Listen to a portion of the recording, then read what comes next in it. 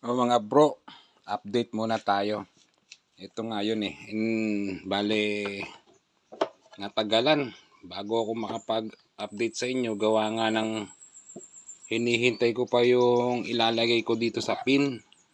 Yung kasing gusto kong ilagay dito ay rubber nga. So inisip ko yung swelas.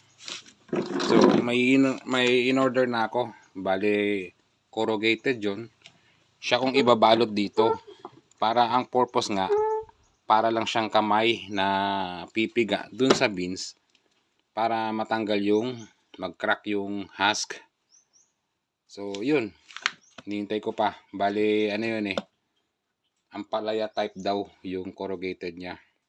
Merong zigzag na na swelas tsaka ampalaya. So ayan yun, dito ko ilalagay para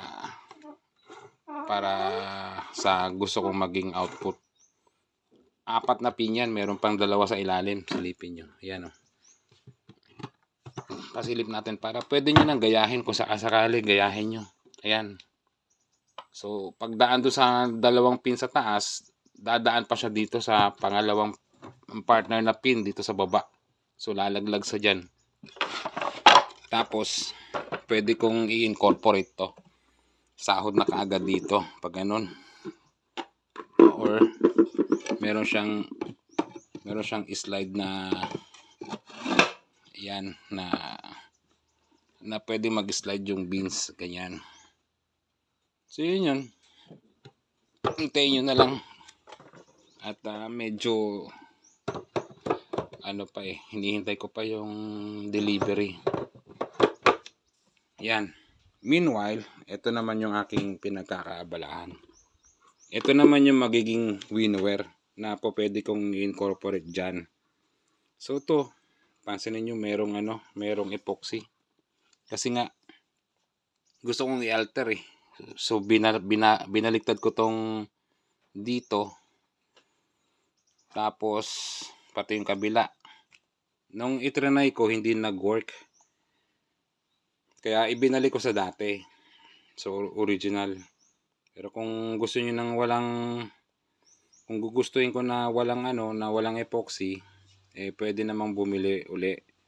57 yung bili ko nito Kulit ang langaw. Anyway, yan, ganun siya.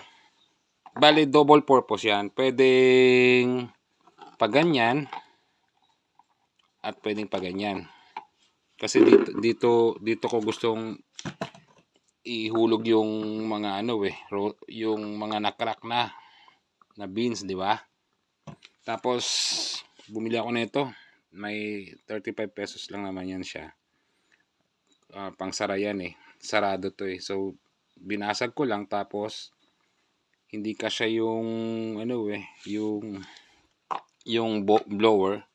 Ito yung blower, hiniram ko doon sa palpak na binili kong kalandi mantika, yung used oil. So hiniram ko muna. Kaya lang itong blower na to mahina, hindi niya kayang ibuga.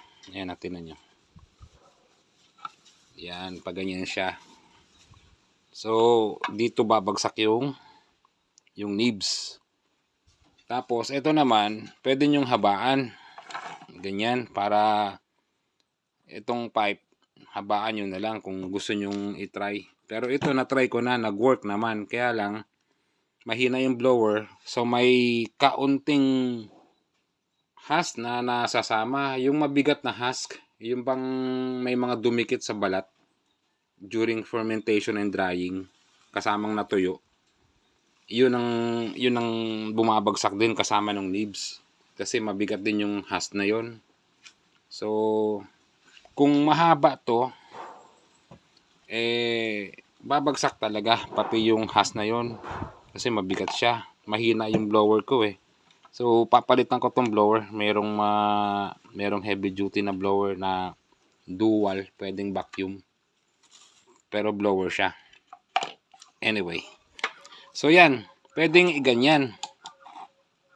Dito bagsak ng nibs at pwede mo ring dito i-attach yung blower. So double double purpose, kaya hindi ko yan pinifix. Ganyan lang siya para kung sakasakali pwedeng ganyan, nandito yung blower, or pwedeng pa ganyan, nandito yung blower. Well, parehas naman nag-work nung sinubukan ko. Anyway, kulang na lang siya rito ng pipe. Meron na nakahandang pipe, kaya lang wala pa akong nabibiling elbow. Yung elbow niya, yung konting ano lang, hindi 45 degrees, konting liko lang ba. So, ganun din dito. May elbow din dyan, tapos mayroong babagsakan na malinis na container yung mga husk. Kasi po pwede ko pang magawang tisan. Yun yung tea. Kung tawagin tisan.